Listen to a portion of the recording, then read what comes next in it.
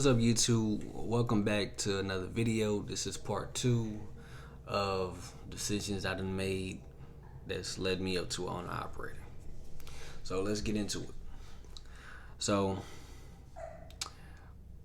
within my last video, I stated that I got a semi truck last 4-6 months, something like that. I'm not 100% sure when I got it. I don't remember, but I'm gonna tell y'all my rookie mistake as an owner operator, and I'm telling y'all this because if you ever think about becoming an owner operator, starting off as an owner operator, learn from my mistakes. So, first mistake that I made was whenever you get or pick up your semi truck, inspect it. Inspect it like you trying to pass a pre-trip to get your CDL. Inspect it. Because there's a lot of things that, if I didn't inspect the truck, I would have had to pay a lot for before I could even, have gotten started at that point. But the first thing is when I bought my truck, there was a few issues with it that I kind of ignored until I couldn't ignore it no more. So the first issue that I came across was I had to pick the truck up from Kentucky. It was like right outside of Kentucky. Actually, no, it wasn't. I lied. It was in Louisville. I had to go from North Carolina to Louisville to pick up my truck. So I couldn't get there in time because the dealer that I got the truck from gave the person that was delivering my truck my number, and he didn't call me until the day of, within hours of him dropping off the truck. And they were supposed to call me a day ahead of time so I can, prepare to go down there to meet the driver myself. So unfortunately, that didn't happen. So I had to call my cousin, and luckily he lives in Louisville. So I had to call him, and I was like, hey, can you go to this, gas station and get the keys from this guy who's delivering my truck? And, he said, well, when is he going to be there? I was like, he's actually going to be there within an hour. So we had to work some things out because he was like, man, why are you just not telling me? Because I'm like, dude, I just now found out. So I don't have any of the family or relatives that I can depend on in Louisville, or in Kentucky for real, honestly.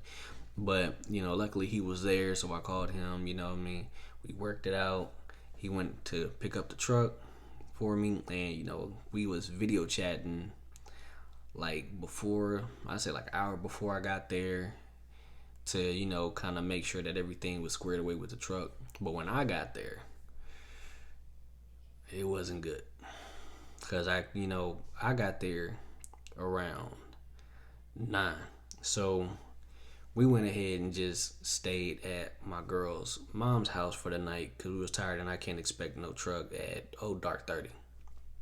So the next morning we went to the truck, got the keys from my cousin, and what we did was I just went ahead and inspected the truck. So there was a bunch of things that was going on. It wasn't cleaned like it was supposed to. It was supposed to be detailed. It wasn't detailed. And the bed was supposed to be a brand new mattress. The mattress looked like somebody dragged it down the street on the back of their pickup truck, threw it in mud, sprinkled a little dirt on it, and threw it in the truck. That's how bad it was. So another thing is I didn't kind of find out until I actually drove the truck was, one, the door did not close. I had to use some type of vehicular cheat code to get the door to shut. So that was another issue. And then on top of that, whenever I drove the truck started smoking. And mind you, I don't know anything about a Kenworth, so I don't know if that was like a regen or coolant cap wasn't on all the way. I don't know what was going on with the truck.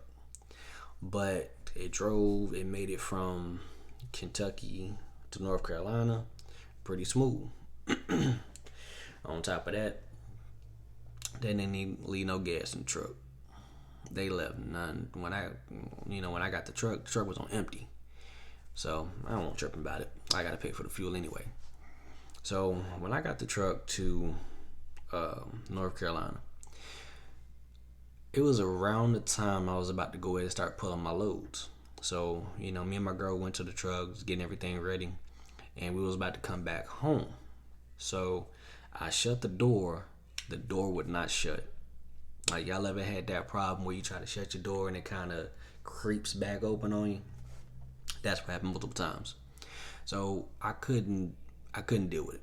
So I called the dealership that I got the truck from, and I told them, hey, look, man, this truck got too many issues.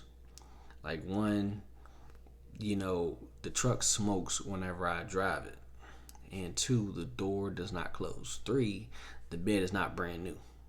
So dude said, okay, well, we're going to go ahead and fix this. And she was a cool dude, which, well, I was cool. I was respectful with him. He was respectful with me.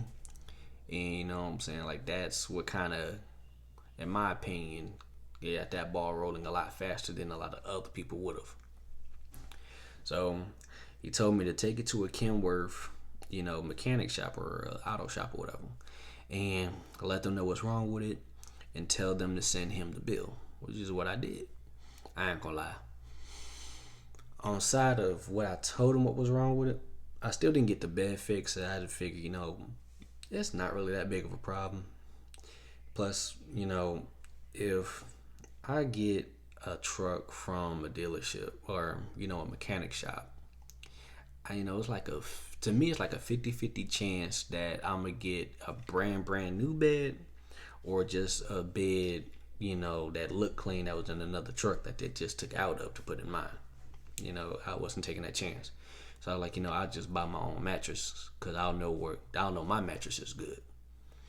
So told him what was wrong with the truck, and then I told him that the truck is governed at, it was like 70. I was being greedy. Yeah, I wanted the truck to go a little fast. I'm an owner operator, not a company driver. I've been doing this for some years. Let's put a little bit more speed on it. So he said, yeah, the mechanic that was working on my truck, he said, well, I had to look at the manufacturer's recommendation for the top speed on the truck. And I was like, okay, cool. Do what you got to do. And in the back of my mind, I was kind of hoping that it would go over, or it would, kind of be able to go higher than 60 or 70 miles an hour, which it did. So he got the truck fixed. It took like, I'd say like a week, probably like a week or two for them to actually get everything done. And when I got the truck, I had zip ties on the plates. That's another rookie mistake you don't want to make. Because when I was driving the truck, after I actually officially started running loads, when I got back, there was one day I went back to the truck to do a pre-trip, and the license plate wasn't there. So my advice to you is do not use zip ties for your license plate, because that will be a costly mistake. I had to stay home for about 2 weeks. That's at least $6,000-$7,000 I was missing out on just for 2 weeks. And keep in mind, the payments don't stop. I mean, they gonna come. But that's it for this video. I just want to let y'all know everything that's, my rookie mistake that y'all don't have to make, and my journey as an owner operator. So until next time, I'm going to catch y'all in the next clip. Don't forget to like, subscribe, and comment down below. For more content, definitely subscribe to this channel. And also, if anybody else is an owner operator or a truck driver, leave down in the comment below what kind of truck do you drive and how long have you been driving trucks. So until next time, peace.